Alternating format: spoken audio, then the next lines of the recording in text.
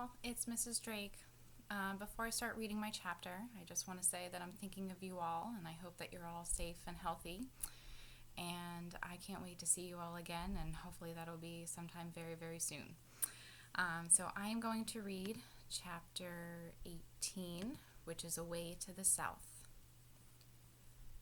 Dorothy wept bitterly at the passing of her hope to get home to Kansas again. But when she thought it all over, she was glad she had not gone up in a balloon. And she felt sorry at losing Oz. And so did her companions. The Tin Woodman came to her and said, "Truly, I should be ungrateful if I failed to mourn for the man who gave me my lovely heart. I should like to cry a little because Oz is gone, if you will kindly wipe away my tears so that I shall not rust." "With pleasure," she answered, and brought a towel at once.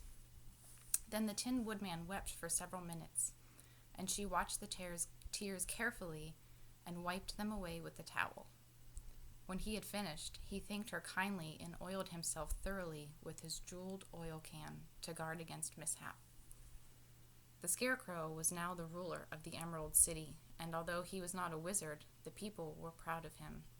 For, they said, there is not another city in all the world that is ruled by a stuffed man.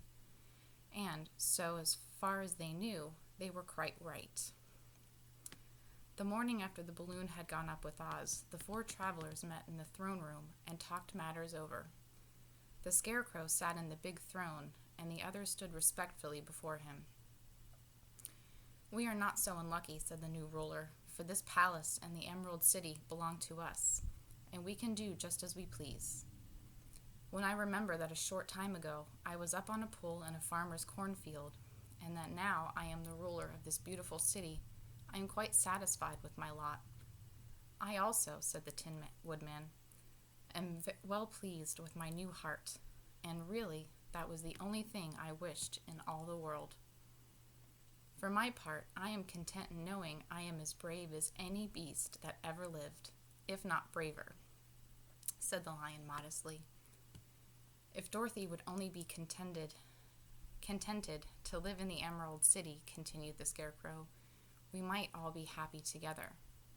"But I don't want to live here," cried Dorothy. "I want to go to Kansas and live with Aunt Em and Uncle Henry."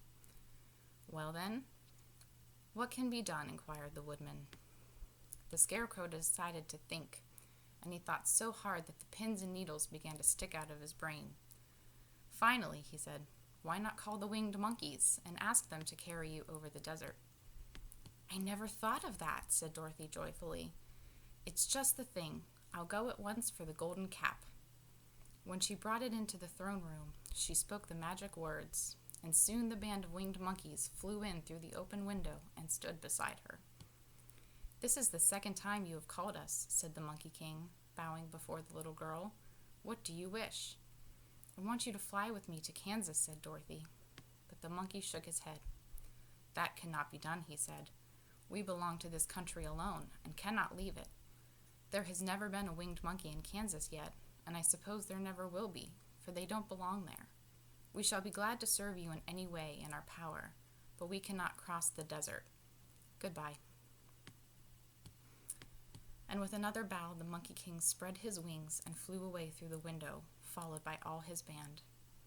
Dorothy was ready to cry with disappointment. "I have wasted the charm of the golden cap to no purpose," she said, "for the winged monkeys cannot help me." "It is certainly too bad," said the tender-hearted Woodman. The Scarecrow was thinking again, and his head bulged out so horribly that Dorothy feared it would burst.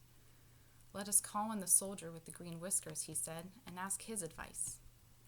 So the soldier was summoned and entered the throne room timidly, for while Oz was alive, he was never allowed to come farther than the door. "This little girl," said the Scarecrow to the soldier, "wishes to cross the desert. How can she do so?" "I cannot tell," answered the soldier, "for nobody has ever crossed the desert, unless it is Oz himself." "Is there no one who can help me?" asked Dorothy earnestly. "Glinda might," he suggested. "Who is Glinda?" inquired the Scarecrow. "The Witch of the South. She is the most powerful of all the witches and rules over the Quadlings. Besides, her castle stands on the edge of the desert, so she may know a way to cross it." "Glinda is a good witch, isn't she?" asked the child. "The Quadlings think she is good," said the soldier, "and she is kind to everyone. I heard that Glinda is a beautiful woman who knows how to keep young in spite of the many years she has lived." "How can I get to her castle?" asked Dorothy. "The road is straight to the south," he answered, "but it is said to be full of dangers to travelers. There are wild beasts in the woods, and a race of queer men who do not like strangers to cross their country. For this reason, none of the Quadlings ever come to the Emerald City." The soldier then left them, and the Scarecrow said, "It seems, in spite of dangers, that the best thing Dorothy can do is to travel to the land of the South and ask Glinda to help her. For, of course, if Dorothy stays here, she will never get back to Kansas." "You must have been thinking again," remarked the Tin Woodman. "I have," said the Scarecrow. "I shall go with Dorothy," declared the Lion, "for I am tired of your city and long for the woods and country again. I am really a wild beast, you know. Besides, Dorothy will need someone to protect her." "That is true," agreed the Woodman. "My axe may be of service to her, so I also will go with her to the land of the South." "When shall we start?" asked the Scarecrow. "Are you going?" they asked in surprise. "Certainly. If it wasn't for Dorothy, I should never have had brains. She lifted me from the pool in the cornfield and brought me to Emerald City. So, my good luck is all due to her, and I shall never leave her until she starts back to Kansas for good and all." "Thank you," said Dorothy gratefully.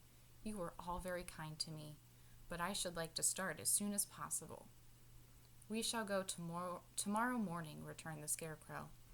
"So now let us all get ready, for it will be a long journey."